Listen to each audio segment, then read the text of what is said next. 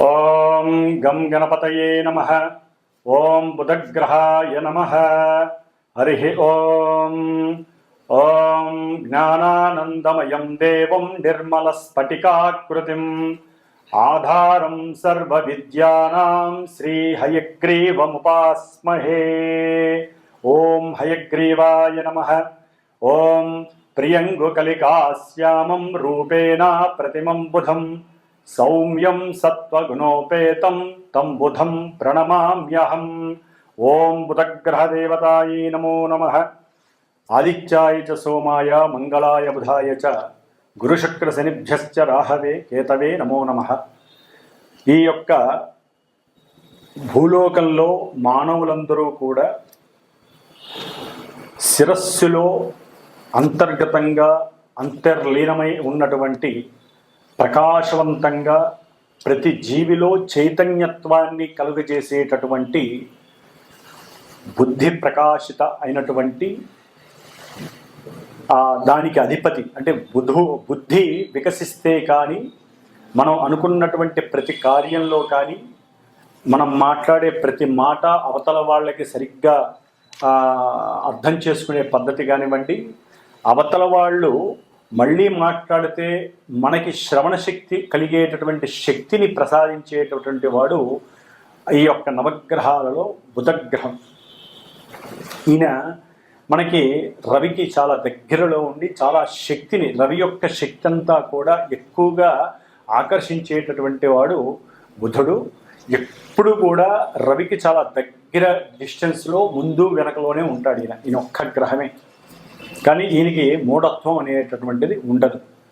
మరి ఈ బుధుడు జాతక చక్రరీత్యా, వైద్య జ్యోతిష్య శాస్త్రరీత్యా వాత పిత్త శ్లేష్మ ఈ త్రిగుణాత్మిక దోషాలని కూడా సరిసమానంగా ఇవ్వగలిగినటువంటి వాడు బుధుడు.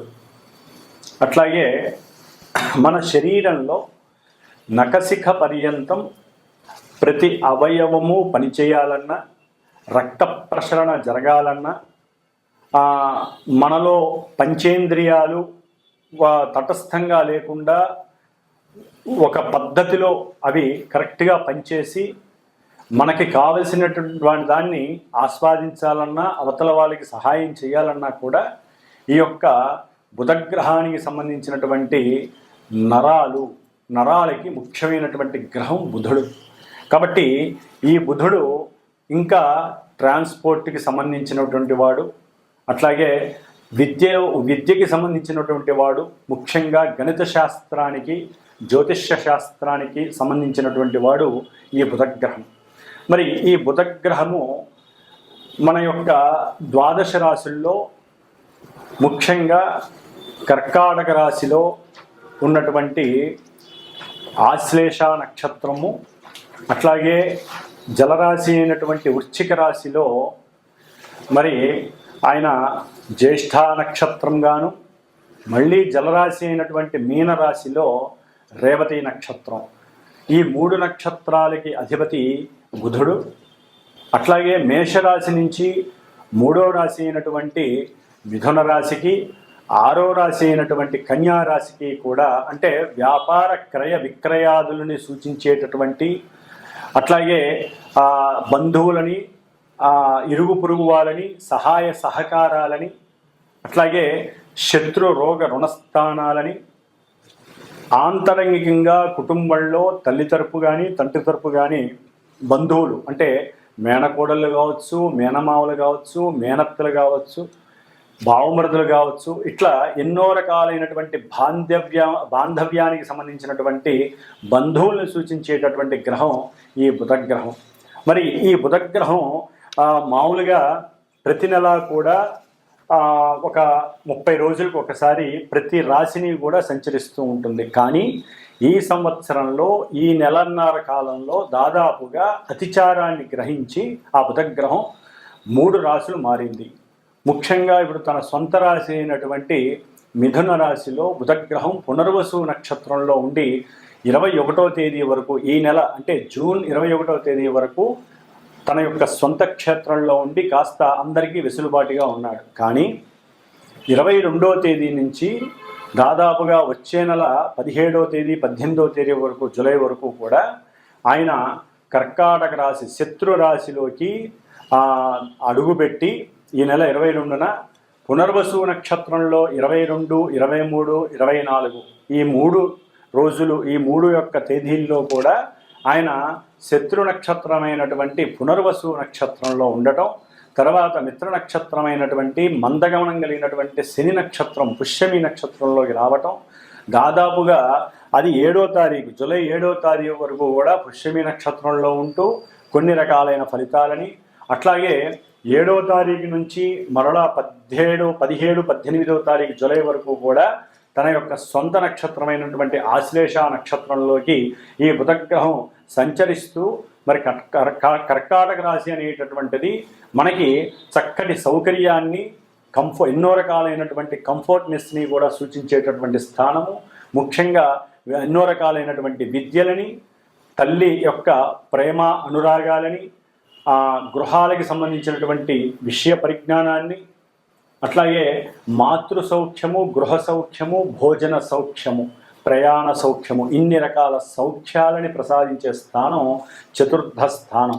మరి ఇది చంద్రుడు అధిపతి కావటం, బుధుడు ఈ రాశిలోకి రేపు 22వ తారీఖున అడుగుపెట్టి జూలై 18వ తారీఖు వరకు కూడా అక్కడే ఉండి తను నడిచేటటువంటి నక్షత్రానుసారము మరి శత్రు నక్షత్రంలో ఉండి ఆయన ఇచ్చేటటువంటి ఫలితాలు మేషరాశి నుంచి ద్వాదశ రాశులు అంటే మీనరాశి వారి వరకు ఏ రాశుల వారికి ఈయన ఏ ఆధిపత్యాన్ని కలిగి ఏ నక్షత్ర స్థితిలో ఉండి ఎటువంటి ఫలితాలని కలుగు చేస్తాడు అనేటటువంటి విషయ పరిజ్ఞానంలోకి మనం గనక అడుగుపెట్టగా ముందుగా మేషరాశిని మనం చక్కగా మేషరాశి నుంచి మీనరాశి వరకు చక్కగా ఈ నెల రోజులు ఏ విధంగా వారికి బుధగ్రహాన్ని అంటే వ్యాపార గ్రహం, వ్యాపారానికి అన్ని రకాల వ్యాపారాలకి సంబంధించినటువంటి గ్రహం ముఖ్యంగా బుధగ్రహం. కాబట్టి ఈ బుధగ్రహం ముఖ్యంగా ఈ యొక్క పేపర్ ప్రింటింగ్ వ్యవస్థలకి సంబంధించి అది డబ్బుల నోట్లు కావచ్చు, లేకపోతే ప్రామిసరీ నోట్లు కావచ్చు, పుస్తకాలు కావచ్చు, అచ్చు వేసేటటువంటి ముద్రణలకి సంబంధించినటువంటి ప్రింటింగ్ ప్రెస్సులు కావచ్చు, లేకపోతే టైప్ రైటర్స్ కావచ్చు, కంప్యూటర్ అంటే సాఫ్ట్వేర్ కంప్యూటర్స్ కావచ్చు, ఏదైనా సరే ముఖ్యంగా రైల్వే, తంతి తపాలా అంటే మనకి పోస్ట్ మ్యాన్లు, పోస్ట్ ఆఫీసులు, మనీ ఆర్డర్లు, ఇట్లా వీటికి సంబంధించినటువంటివి, అట్లాగే మన కమ్యూనికేషన్ వ్యవస్థ ఆర్థికపరమైనటువంటి ఫోన్పేలు కానీ, గూగుల్ పేలు కానీ ఇట్లాంటి ఆర్థికపరమైన వ్యవస్థ కావచ్చు, రచనలు, వ్యాసాలు రచించేటటువంటి అంటే చిత్ర పరిశ్రమలో ముఖ్యమైనటువంటి వారు ఎవరైతే ఉంటారో వారు కానివ్వండి, బ్యాంకు వ్యవస్థలో అకౌంటింగ్ సంస్థకి సంబంధించినటువంటి అకౌంట్స్గా పనిచేసేటటువంటి వారు కానీ, చార్టెడ్ అకౌంట్స్ కానివ్వండి, ఇట్లా నటనా వృత్తికి సంబంధించి, లేకపోతే ప్రింటింగ్ వ్యవస్థకి సంబంధించి, చిత్ర పరిశ్రమలో ముఖ్యమైన వాటికి సంబంధించినటువంటి ఈ బుధుడు మరి జలరాశి అయినటువంటి శత్రురాశి అయినటువంటి ఈ యొక్క కర్కాటక రాశిలోకి ప్రవేశించినప్పుడు ఏ రాశుల వారికి ఏ భావాల పరంగా ఆయన ఫలితాలు ఇస్తాడో మరి ఇప్పుడు తెలుసుకుందాం. ఓం కర్కాటక రాశి వారికి జూన్ నెల 22వ తేదీ నుండి జూలై 18వ తేదీ వరకు కూడా ఈ బుధగ్రహము తృతీయ వ్యయాధిపత్యం పట్టి కర్కాటక రాశిలో శత్రుక్షేత్రంలో తమ యొక్క జన్మ రాశిలో ఉండటం వలన కొంత పైత్య ప్రకోపాలు, ఎందుకంటే ఈయన బుధుడు వాత పిత్త శ్లేష్మాలు మూడింటిని శాసించేటటువంటి గ్రహం, ఒక రోగమని కాదు. ముఖ్యంగా ఇది శ్లేష్మ రాశి కాబట్టి అంటే జలరాశి కాబట్టి జల సంబంధితమైనటువంటి కొన్ని ప్రమాదాలు, కొన్ని ఆకస్మిక సంఘటనలు, దుఃసంఘటనలు, అట్లాగే అనుకోని విధంగా అనుకోని రీతిలో ఏదో రకమైనటువంటి కొన్ని వాహన ప్రమాదాలు మీ యొక్క సొంత బుద్ధిలోపం వలన కలిగేటటువంటి పరిస్థితులు ఎదురవుతున్నాయి. ఎందుకంటే ఈ రోజుల్లో రోల్ మోడల్ అనుకోండి, ఫ్యాషన్ అనుకోండి, చక్కగా సెల్ ఫోన్ కమ్యూనికేషన్కి సంబంధించింది, బుధగ్రహానికి సంబంధించింది సెల్ ఫోన్. ఈ సెల్ ఫోన్ ఎంత జాగ్రత్తగా మనం వాడితే నరాలకి అంత రక్షణ ఇచ్చిన వాళ్ళు అవుతాం. సెల్ ఫోన్ ఎంత జాగ్రత్తగా వాడితే అంటే ఎక్కడ ఏ సమయంలో ఎలా మాట్లాడాలి, ఎక్కడ పెట్టుకొని మాట్లాడాలో కనుక నిర్ణయించుకున్నట్లయితే ఎలక్ట్రిక్ సమస్యల నుంచి కాపాడుకుంటాం. ముఖ్యంగా ఆర్థిక లావాదేవీలు వ్యాపారస్తుల పరంగా కానివ్వండి, ముఖ్యంగా చదువుకునేటటువంటి విద్యార్థుల యొక్క బుద్ధి వికసించాలన్నా, ముఖ్యంగా చిన్నపిల్లలకి సెల్ ఫోన్స్ కనుక ఇచ్చి వాళ్ళు ప్రశాంతంగా ఉండటం కోసం, మన పనులు అవజేసుకోవటం కోసం కనుక సెల్ ఫోన్లు ఎక్కువగా ఇచ్చినట్లయితే ఈ నెల రోజుల్లో వాళ్ళకి వినికిడి సమస్యలు, అట్లాగే మాట్లాడే మాటలు సరిగ్గా రాక నత్తి రావటము, లేకపోతే సరిగ్గా మాట్లాడలేక వాళ్ళ యొక్క లోపల ఈ నాడీ వ్యవస్థకి సంబంధించినటువంటి దోషాల వలన వారికి ఎన్నో రకాలైనటువంటి ఈ నాడీ వ్యవస్థ లోపాలు వారిని ఇబ్బంది పెట్టడానికి అవకాశం ఉంటాయి. కాబట్టి ముఖ్యంగా కర్కాటక రాశిలో ఈ బుధగ్రహం ఉండటం వలన మాతృ సౌఖ్యం అనేటటువంటిది క్షీణిస్తుంది. అట్లాగే భోజన సౌకర్యము సరైన సమయానికి అందుబాటులో లేకపోవటం వలన వీరు తమ యొక్క వృత్తిరీత్యా కావచ్చు, తమ యొక్క ఆర్థిక లావాదేవీలు లేకపోతే వ్యాపారపరమైనటువంటి ఇబ్బందుల వలన సమయానుకూలతగా కనుక ఆహారం తీసుకోకపోతే ఈ ఆహార లోపం వలన లోపల కొన్ని వ్యవస్థల్లో లోపాలు కలిగి అసమతుల్యత కలిగి అనారోగ్య లోపాలకు దారితీసే అవకాశం ఉంటుంది. అట్లాగే ఈ బుధగ్రహము ఛాతీ వ్యవస్థని సూచించేటటువంటి కర్కాటక రాశిలో ఉండటం ద్వారా ఊపిరితిత్తులకి సంబంధించినటువంటి ఎన్నో రకాలైన శ్లేష్మ దోషాలు వీరిని వెంటాడే అవకాశం ఈ యొక్క నెల రోజుల్లో కలుగుతుంది.